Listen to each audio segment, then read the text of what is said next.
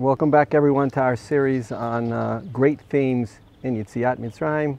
It's Eli Weber here with my Rebbe, Rav Ezra Bick. Rav Bick, obviously Yetziat Mitzrayim took place from Mitzrayim. And if you didn't know any better, you would assume that, okay, we landed up in Mitzrayim, and therefore we had to be taken out of Mitzrayim. But of course, we know that's not the case. Already from the time of Brit Ben Abitarim, HaKadosh Baruch Hu told Avram Avinu, Yadoa Teda Ki Ger Yeh Zarecha Be'eretz Lo Lahem Va'abadum Vinu Otam Arba Me'ot Shana, etc., etc. From the start, the plan was for us to be sent into exile, there to be formed into a nation and to return to the land of Israel. Why? Why couldn't we be like other nations formed in our land? What would have been so wrong if in the land of Israel, Avram Avinu's descendants stayed and we became a nation and we formed and we got the Torah? And why did we have to become a nation in the exile? I'm really glad you asked that question.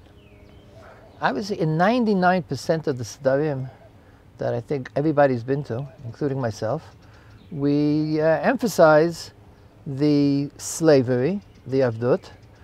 In fact, we also emphasize the inuotam, the ordeal of the slavery, and that's also two different points. There's one is just, being not master of your own fate, and the two is that the fact that very often, in this case in particular, slavery was an ordeal.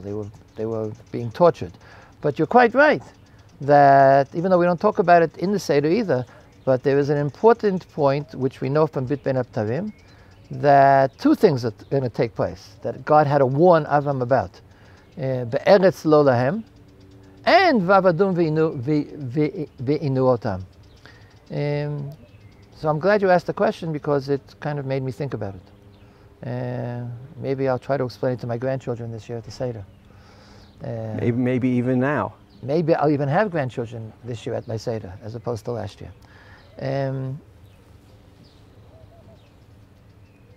We naturally, and in fact, even in Judaism we talk about it. We talk about exile. The word exile automatically we assume is you were born here and you've been sent into exile. And of course, Jewish history, the Jews were in Eretz Israel and then they went to Galut and they want to come back.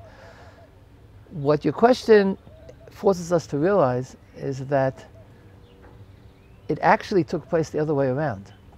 First of all, it was actually true for Avram Avinu as well. Moladto, the place where he was born, was not his land, was not Eretz Israel. But afterwards, Yitzhak was born there. But you're saying in terms of the people, Am Yisrael, God deliberately set a situation that they would be born in what we call exile, which already the word exile doesn't even sound right. They were strangers in a strange land.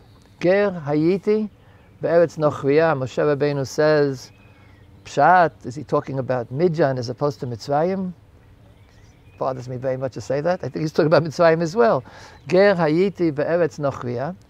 And it turns out, this is something which we really have to consider deeply, is that I think the Torah is saying that it's essential to Jewish existence to not have automatically the comfort of being at home.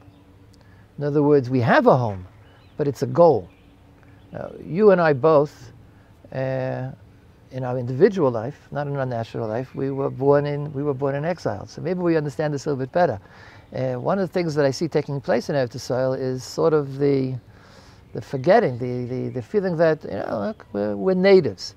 It's really essential, I think, to Judaism, is that the Jewish people were created with a goal of being you're detached, you're a stranger. Yaakov Avinu said, Im Lavan Garti. The word ger has a negative connotation in the Torah all the time. Avram Avinu said when he was in Eretz Yisrael, ger v'toshav anochi imachem. To be at home is something you achieve when you've achieved everything. When you've built the Beit HaMikdash, when you've come close to God, when Malchut Hashem is on earth, then we will be at home. And so here physically, this feeling that you haven't been accidentally fallen out of your country. You were forged in a strange place. The feeling of not being at home, of not having roots. Sometimes it's overemphasized by people who idealize that. They're usually non-religious Jews who've turned Godless into an ideal. It's not an ideal, it's the other way around. It's what's an ideal is knowing that it should be better. But it's most of our history. It's most of our history Is your Seder different here than it was in America? It's only one day out of two. Yes, there's a difference in one line in the Seder. Because it's what I said before is true. We don't talk about this in the Seder. I just said now it's a wonderful idea. We don't talk about it in the Seder. But we do say, we made a point of saying, Hashata Hashta Shana Ba'arad Yisrael. And we say that in Eretz Yisrael as well.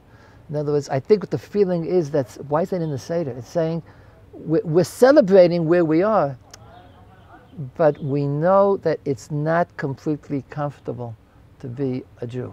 To be a Jew is that I'm detached, I'm lost a little bit, and I have to find my way back home. The Jewish people were forged in the feeling that, aside from being oppressed, which is obviously very important here, but the feeling of Ger Hayiti Be'eretz Nochriya. I'm a stranger in a strange land. I don't know the ways here. I don't belong here. To be Jewish is to know you don't 100% belong until we will fix everything. Do you think we're paying a price for it now that we're so comfortable in the exile? Because we were created there? Obviously.